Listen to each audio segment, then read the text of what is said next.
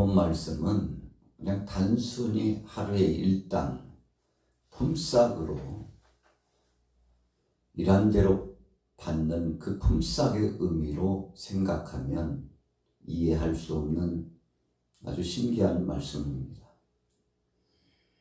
왜 오늘 본문 말씀 품꾼의 품삯을 준 의미 부여를 가지고 예수님께서 천국에 대한 이야기를 말씀하셨을까요? 그 이유는 주인이, 적어도 포도원 주인이 품꾼들에게 품삯을 얼마 주었느냐라고 하는 그 의미보다도 주인의 사랑과 그 따뜻한 마음, 긍휼히 여기시는 그 아름다운 마음, 구속사적인 하나님의 사랑의 뜻으로 생각을 해야만이 오늘 본문의 말씀을 우리가 깊이 이해하고 은혜를 받을 수 있습니다. 아침 6시경인가요? 이른 아침부터 주인은 포도원 농장에 품꾼들을 들여보내서 일을 시키기 시작했습니다. 9시에도 마찬가지였죠. 그리고는 오후 12시에도 마찬가지였습니다. 오후 3시에도 역시 나가서 품꾼들을 불러들였습니다. 이제 얼마 남지 않은 시간 오후 5시에도 가서 품꾼들을 불러들여서 일하게 했습니다. 포도원 농장에 일할 것이 많았다라고 하는 의미도 됩니다만 중요한 것은 포도원 농장 주인이 일꾼들을 시시각각 나가서 불러주었다는 것입니다. 자, 그렇다면 아침 일찍 부름받은 사람부터 시작해서 적어도 여러 차례 부름받은 일꾼들의 모습은 일할 만한 자격이 있었다는 것을 의미합니다. 아직은 근육질도 있고 힘도 쓸 줄 알고 몸도 건장한 사람들이라고 볼 수 있습니다. 시간대가 뒤로 처져 갈수록 그 몸도 쇠약하고 일에 대한 능률도 없는 그런 사람들이었을 가능성이 많습니다. 그런데 그럼에도 불구하고 첫 번째로는 그 일꾼들을 불러서 써주었다는 것이 참 은혜고 감사한 것입니다. 두 번째 감사한 것은 아침 일찍 부름받은 자나 오전 세때 그리고 정오에 오후 세때 그리고는 이제 1시간밖에 남지 않은 늦은 오후 시간 황혼이 짙어오는 시간에 부름받은 사람이나 오늘 포도원 농장 주인은 공통적으로 품삯을 똑같이 주었다는 것입니다. 그래서 우리가 산술적으로 노동의 가치, 시간차, 시간을 통한 수당으로 생각해서 오늘 본문 말씀을 이해하려면 아마 주인하고 싸워야 될 겁니다. 오늘 본문의 불만을 품었던 그 사람들처럼 아니 도대체 왜 이렇게 차별을 하는 것이냐고. 이른 아침부터 와가지고 하루 종일 힘을 쓰면서 일한 사람인데 어떻게 그렇게 품삯을 똑같이 줄 수 있냐고. 화가 나가지고 주인에게 따져 물었잖아요. 오늘 본문 말씀에 아주 리얼하게 잘 표현이 되어 있습니다. 그때 주인이 바로 이 품꾼들에게 해주시는 말씀이 의미심장합니다. 내가 선함으로 너희가 오히려 그 선한 것을 악하게 보느냐? 내 것 가지고 내가 내 마음대로 정하여 주는데 너희들이 왜 불만을 품고 내게 따져 묻느냐고. 내가 당신들에게 약속한 바대로 주지 않았느냐고. 그 약속한 것을 어긴 일이 없고 분명히 약속대로 줬는데 뭐가 그렇게 불만이냐고. 오늘 포도원 농장 주인이 오히려 따져 묻는 그들에게 아주 적절한 말씀으로 대응하고 있는 것을 볼 수 있습니다. 자, 그렇습니다. 오늘 포도원 농장 주인은 품꾼들을 부를 때 품삯을 약속했습니다. 당신들 우리 농장에 가서 일할 생각 없냐고. 당신들에게 분명히 정한 품삯을 한 데나리온을 주겠다고 오늘 본문의 말씀을 가지고 약속했죠. 그래서 시시각각 다르게 부름받았지만 다 한 데나리온씩 약속을 했습니다. 여러분, 여기에 바로 신비감이 있지만 여기에 상식선에서 우리가 왜 그런 의도를 가지고서 품꾼들을 불렀는가, 그 주인의 심정을 이해할 수 있습니다. 힘이 약한 자나 힘이 강한 자나 몸이 불편한 자나 건강한 자나 따져 묻지 않고 똑같이 공통적으로 한 데나리온을 약속했다는 것은 공통적인 하나님의 은혜요, 긍휼의 은혜 역사라는 것을 우리에게 말씀해 주시는 거죠. 여러분, 우리가 믿음으로 말미암아 구원함을 얻게 되었습니다. 예수 그리스도의 구속사적인 은총으로 말미암아 천국에 들어갈 수 있는 자격자가 되었습니다. 모든 믿음의 사람들에게 공통적으로 주시는 겁니다.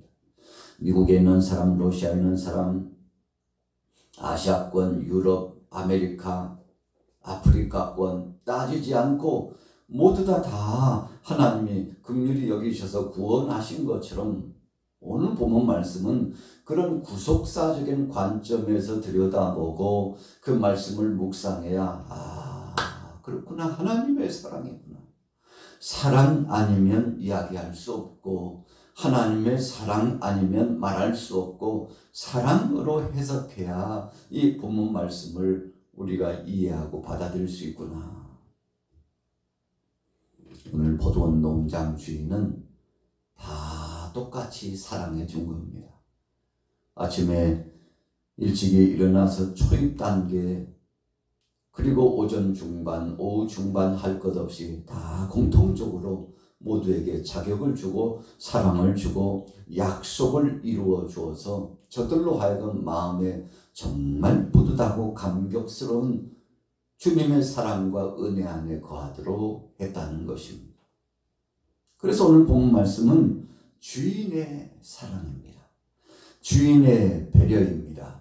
주인이 얼마나 우리를 가치 있게 생각해 주는가에 대한 우리를 충성되이 여겨주신 그 사랑입니다.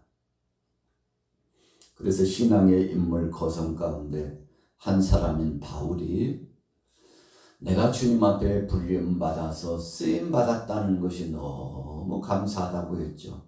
나 같은 죄인, 자격 없는 자인데 자격 있는 자로 인정해 주셔서 불러주신 주님 앞에 감사하면서 이런 표현을 썼죠. 나를 충성되이 여겨 써주신 주님. 충성되지 못한데 충성되이 여겨주었대요. 여러분, 그래서 우리는 자격 없으나 자격 있는 자로 하나님께서 긍휼히 여겨주시고 그 긍휼과 사랑의 옷자락으로 락으로 덮어주시고 우리를 그 크신 오른발로 안위해 주시고 사랑해 주셨기 때문에 오늘 이 아침에도 여러분들과 저는 주님 앞에 나올 수 있게 되었다는 것입니다. 그래서 하나님은 지금도 백성들을 구원하시기 위해서 계속 사자들을 파송합니다. 하늘에 천군 천사를 파송하시고 이 땅에 먼저 복음을 받아들인 믿음의 일꾼들, 전도자들, 목회자와 성도들, 하나님의 심부름하는 이 사자들, 바로 일꾼들을 계속 급파해서 보냅니다. 여러분, 복음이 땅 끝까지 증거되었다라고 생각할 만한 바로 이 시즌에도 하나님은 계속 선교사를 파송하시고 여기저기에서 교회를 세우시고, 아니 교회가 그렇게 많은데 또 교회를 세우나? 세상 사람들은요, 하나님의 이 몸된 주의 교회의 역사, 하나님이 이끌어 가시는 이 방향성과 목적을 이해하지 못해요. 진짜 교회 많다. 진짜 교회 많다. 여러분, 그러나 하나님은 아직도 부족하다고 말씀하시는 겁니다. 왜 그럴까요? 더 많은 백성들을 구원하시기 위한 하나님의 사랑이에요. 그렇게 믿음의 사람들이 많은데 복음을 증거하는 사람이 있고 그 중에는 침묵을 지키면서 입을 닫고서 더 이상 생명의 복음을 증거하지도 않고 그냥 자기 만족 속에 태만 속에 빠지는 사람들이 얼마나 많습니까? 그래서 하나님은 급하신 거예요. 더 많은 충성된 사람들, 헌신하는 죄사자들을 급하여 가지고 더 많은 영혼들을 구원하시고자 하시는 거죠. 자, 그래서 왜 주인이 이른 아침에도 하루 서너 차례 계속 나가서 일꾼을 부르셨는가, 그 심정을 이해할 수 있죠. 아니, 참 저 양반은 참 이상하다. 차라리 아침 일찍 가서 원하는 만큼 10명이면 10명, 20명이면 20명 그렇게 일꾼들을 부르지 왜 저렇게 했을까? 이해 불가해요. 그러나 하나님의 사랑의 그 뜻에 입각해서 생각해 보면 너무나 감사한 거예요. 아버지가 둘째 아들 탕자가 자기 분깃을 달라고 떼를 쓰니까요. 사실 아버지가 살아계실 때 유산 상속분을 달라고 내 것을 달라고 하는 자녀는 유대 풍속 가운데 불효자식 중에 불효자식으로 그렇게 자리매김되었던 시절입니다. 그러니까 이웃의 어른들이 보고 이웃 사람들이 보면 이 둘째 아들은 배은망덕한 아들이고 우리가 옛날 방식으로 하면은 이 아들은 덕성마리 해가지고 실컷 두들겨 맞아가지고 정신을 차리게 해야 하는 그런 망나니 아들로 취급받을 수 있는 아들입니다. 동네 사람들이 먼저 알아요. 이런 불효자식이 어디 있나. 어떻게 부모가 눈을 시퍼렇게 뜨고 살아계시는데 자기 상속분 달라고 하는 아들이 어디 있어. 그런 자식이 어디 있어. 여러분, 그래서 질타를 당할 수 있는 그런 상황이에요. 그런데 아버지가 그거 따져 묻지도 않고 그 아들에게 그 재산 상속분을 내어줍니다. 물론 맏형이었던 큰아들은 몹시 불만족스러웠죠. 나중에 그 둘째 아들 탕자가 돌아와서 송아지를 잡고 새 옷을 입혀주고 손에 가락지를 끼워주고 새 신발을 신겨주고 동네 사람들을 불러다가 동네 잔치를 하는 모습을 들에 나가서 일하다가 들어와서 보니까 얼마나 마음이 불편한지 아버지에게 들어오자마자 대들면서 이야기했죠. 아버지, 저에게는 염소 새끼 한 마리도 안 잡아 주시더니 아버지의 그 분깃, 그 상속분을 가지고 나가서 세상에 다 허랑방탕하여 다 탕진하고 돌아온 저 못된 아들을 위해서는 이렇게 하시냐고 막 따져 물었잖아요. 그때 아버지가 그 큰아들에게 말씀하죠. 얘야, 왜 그래? 왜 그러는 거야? 이 모든 것이 이제 앞으로 다 네 것인데 왜 그러냐고 하고 큰아들을 달래는 아버지의 사랑의 모습이 등장하잖아요. 여러분, 누가복음의 말씀 속에 아주 분명하게 주님의 사랑을 말씀합니다. 이 아버지는 그러고 보니 또 이 큰아들이 안 된 거예요. 이 아들이 마음이 아팠구나, 상처받았구나 생각하니 몸내 이 아버지의 마음에 쓰린 거예요. 속에 쓰리고 아픈 겁니다. 그래서 야야야야, 왜 그래? 이 남은 상속분 다 네 거잖아. 그러니까 그걸 이로 삼고 힘내. 나는 너도 사랑하고 있어. 그 말씀이거든요. 나는 너도 사랑하고 네 동생도 허랑방탕하여 다 탕진해버린 네 동생도 사랑한다. 야, 이것이 아버지의 마음이야. 이것이 아버지의 마음이야 하고 어찌 보면 큰아들을 질타하는 모습이고 어찌 보면 큰아들을 향하여서 아버지의 사랑이 무엇인가를 잘 지도하고 있는 따뜻한 사랑의 아버지의 마음이었던 것이죠. 자, 오늘 본문 말씀이요. 일찍 부름받은 자들이 막 입이 이만큼 나와가지고 따져 묻는데, 여러분, 일찍 부름받았다는 것은 우리가 역사적으로 보면 유다인들 아브라함의 자손이라고 자청하는 사람들로 우리가 볼 수 있습니다. 그러면 나중에 부름받은 사람들은 자격 없다고 생각하고 개취급을 받았던 이방인들의 순차로 우리가 이해할 수 있습니다. 얼마나 심오한 말씀입니까? 하나님께서는 따져 묻지 않고 먼저 부름받은 자나 중도에 부름받은 자나 맨 나중에 부름받은 자까지도 다 사랑했어요. 그래서 바울의 고백 가운데 나같이 만삭되지 못한 자를 사랑해 주시고 불러주신 주님, 아이가 엄마의 태 속에서 달수를 채우지 못하면 위험합니다. 어쩌면 죽을 수도 있어요. 요즘은 의료 시스템들이 발달돼 가지고 거의 출산만 잘하면 살리잖아요. 조산한 아이들도 다 건강하게 살려내요.